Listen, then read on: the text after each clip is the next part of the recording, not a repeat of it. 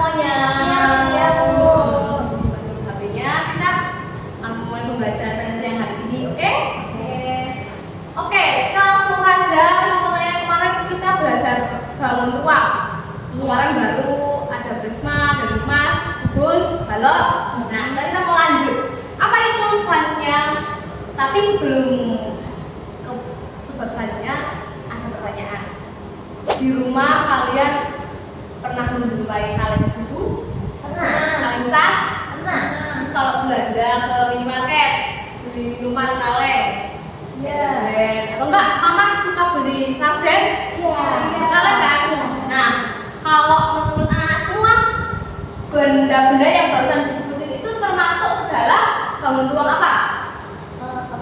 Kayak dari kalengnya itu apa ya? Tabung bukan? Tabung. Nah, iya. Bagus. Pernah belajar tentang tabung sebelumnya? Pernah dengar? Iya, dulu harusnya kalau di SD pernah. Sekarang kita akan mengulas lagi tentang bangun ruang tabung. Jadi barang-barang tadi itu termasuk dalam bangun ruang tabung. Ada yang tahu nggak jenis tabung?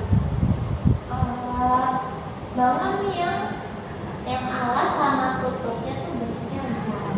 Lingkaran. Cuma itu kayaknya. Tapi lingkarannya harus sama. Oh, biar jadi tabung. Iya. Kalau beda jadi bukan tabung.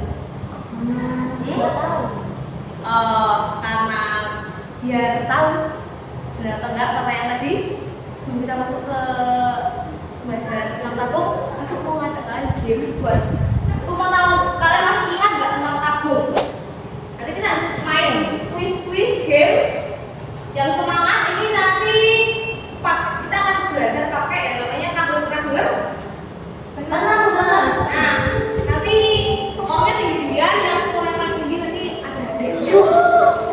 Aku mau. Sekarang bisa buka HP-nya, nanti masuk ke Google, scan barcode-nya. Sudah siap? Iya. Oke, sekarang mulai. Ingat ada waktunya, jadi jangan lama-lama baca soalnya, jangan lama-lama ikutnya. Aku mau tes dulu pemahaman kalian.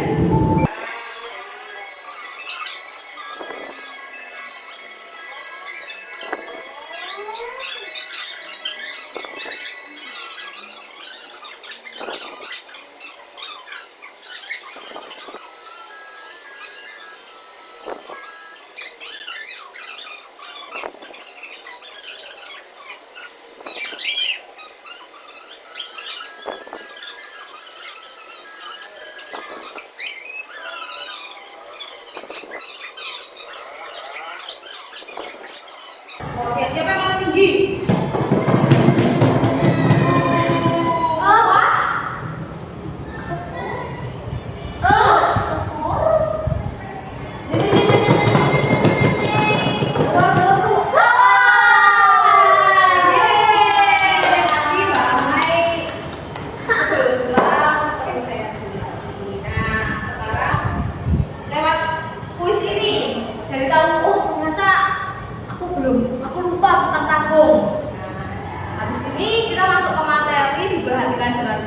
Biar tadi yang belum tahu dan salah, tapi udah bener tapi cuma asal saya nggak tahu kenapa, kita pelajari, oke?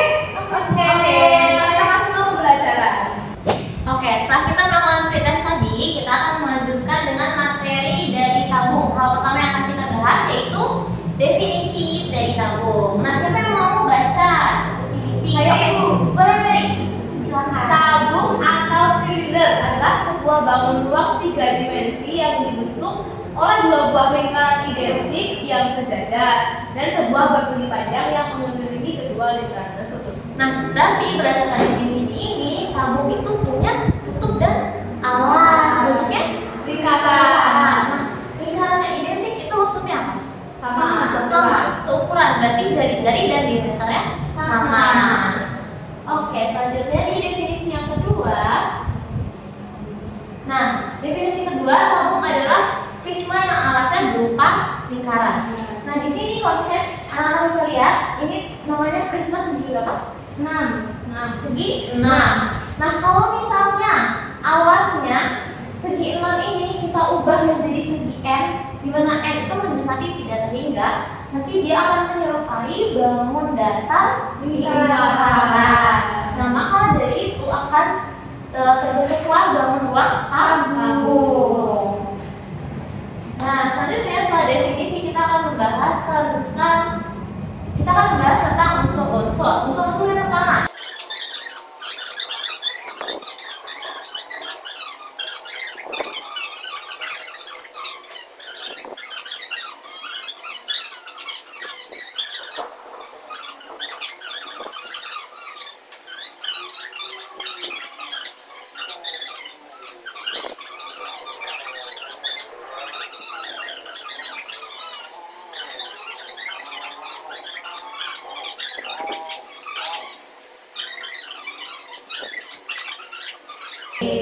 Nah, lalu yang terakhir tidak memiliki titik sudut. Nah, ini kita udah bahas di tes sebelumnya kan. Nah, kenapa sih tidak memiliki titik sudut? Karena seluruh sisi tabung berbentuk lengkung dan tidak memiliki pertemuan garis lurus. Maka tabung tidak memiliki titik sudut. Sebelumnya ibu ada jari-jari tabung. Nah, anak-anak bisa lihat nih, tabung ya awalnya, nanti dia bentuk awal kayak gini. Nah, nanti dia kalau dibuka gitu, sebentar ya, nanti dia tutup dulu, nanti dia buka lagi.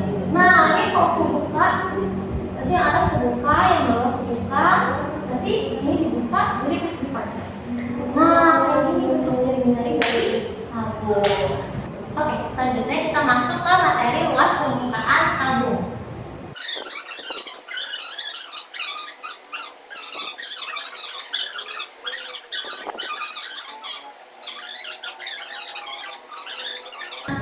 Setelah kita mengalikan luas lingkaran dengan tinggi tabung, kita akan mendapatkan PR kuadrat dikali T.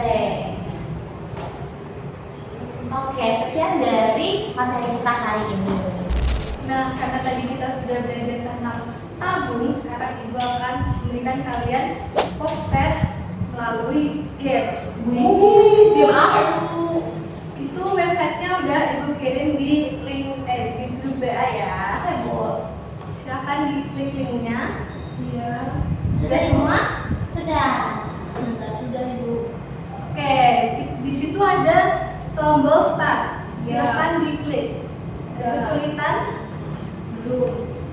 Sudah, Bu, aman. Oke, ini kita kerjanya kelompok ya, dua-dua orang. Oke. Terus gimana boleh? Lalu nanti Ibu ada poinnya akan Ibu masukkan ke ulangan kalian sebagai tambahan nilai. Senang. Harus. Udah siap? Sudah, Bu. Ini harus dan mulai. Ini kan itu ada sekolah tuh ya? Iya, masuk. Nah, itu masuk, lalu pilih kelas kamu. Kelas 1. Iya. Terus ada 3 papan tulis kan di situ? Dari hijau tinggi. Iya. Di situ pilih papan tulis yang ke-1 ya. Sebentar aku baru masuk kelas. Oke. Kalau ada kesulitan bisa dibantu. Oke. Ya. Nah, di situ ada soal kan? Bu kasih waktu 10 menit ya. Oke, Bu. Selamat mengerjakan semua. Ini berarti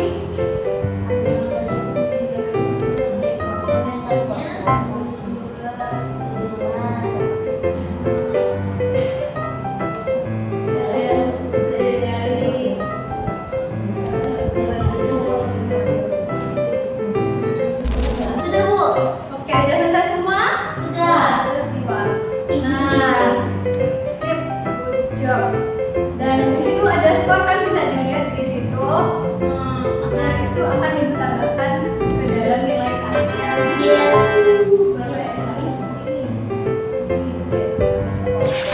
Oke, gitu aja pembelajaran hari ini. Seru nggak gamenya? Seru. Nanti lagi ya, Bu. Ya, besok Ibu akan adakan lagi gamenya. Oke. Oke, sekarang kita akan akhiri pembelajaran kita. Mari kemas-kemas dan pulang. Terima kasih, Bu. Ya, terima kasih semuanya. Dari apa yang termuat dalam praktek pembelajaran tadi, ide yang kami angkat tentang teknologi yang akan semakin berkembang dan juga semakin digunakan dalam pembelajaran dan dunia pendidikan, kami memiliki alasan mengapa kami mengangkat ide tersebut. Dengan menggunakan teknologi dan juga media digital seperti game edukasi dan juga visualisasi pembelajaran seperti Kahoot, presentasi dan juga GeoGebra, kami berharap bahwasanya siswa dapat belajar dengan cara yang lebih menarik serta lebih interaktif, sehingga proses belajar mengajar menjadi tidak membosankan, sehingga siswa dapat belajar dengan baik dan juga mendapatkan pemahaman yang lebih baik pula. Dengan memperhatikan cara belajar siswa dan kemampuan siswa yang variatif, kami ingin pembelajaran itu membuahkan hasil dan setiap siswa memiliki keikutsertaan yang baik dalam pembelajaran, sehingga proses belajar mengajar benar-benar terlaksana dengan interaktif baik antara dari guru ke anak dan juga anak. Dari proses pembelajaran yang sudah dilakukan, kami menerapkan 5 teori belajar psikologi dan pembelajaran. Yang pertama ada teori konektivisme. Jadi teori konektivisme ini menggunakan teknologi seperti game edukasi, GeoGebra untuk visual 3 dimensi. Lalu yang kedua ada faktor internal kognitif. Itu melalui gaya pembelajaran visual dengan pretest melalui game Kahoot. Lalu ada pembelajaran materi dengan PowerPoint dan juga GeoGebra. Lalu ada post-test melalui game visual. Lalu yang ketiga ada faktor eksternal seperti fasilitas kelas. Dapat dilihat di sini pencahayaannya, proyektor yang digunakan, dan kondisi kelas yang kondusif, dan juga guru yang interaktif untuk tanya jawab kepada siswa-siswinya. Lalu yang keempat ada teori belajar perilaku.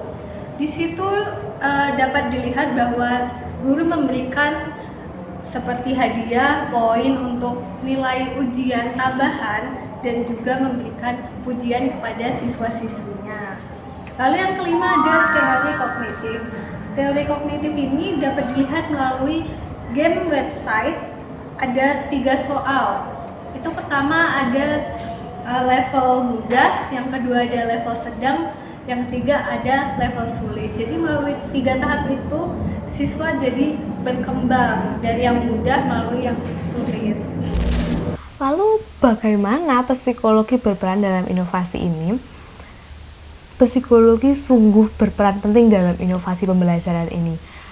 Mulai dari bagaimana kalian harus memahami perbedaan karakteristik gaya belajar dan juga kebutuhan siswa secara personal, ini akan memberikan pemahaman untuk guru dapat memilih metode dan juga media yang tepat untuk anak sehingga bisa diterima oleh semua siswa dengan karakteristik yang berbeda itu. Penggunaan teknologi dan juga game edukasi untuk meningkatkan motivasi dan keterlibatan siswa secara aktif ini juga menekankan psikologi, di mana menciptakan pentingnya lingkungan belajar yang kondusif dan juga mendukung proses belajar yang interaktif secara emosional antara guru dan siswa. Kemudian pemberian apresiasi dan juga poin tadi itu meningkatkan semangat belajar siswa, di mana di sini psikologi benar-benar berpengaruh dalam pembelajaran siswa. Dengan demikian, psikologi ini menjadi landasan yang mendasar dalam merancang inovasi pembelajaran, dalam merancang jenis-jenis kegiatan yang akan dilakukan secara efektif dan membuat pembelajaran menjadi menyenangkan, mudah dipahami, tidak membosankan, dan juga dapat menghasilkan proses pembelajaran yang benar-benar bermanfaat dan diterima baik oleh siswa. 1, 2, 3. Sekian dari kelompok kami.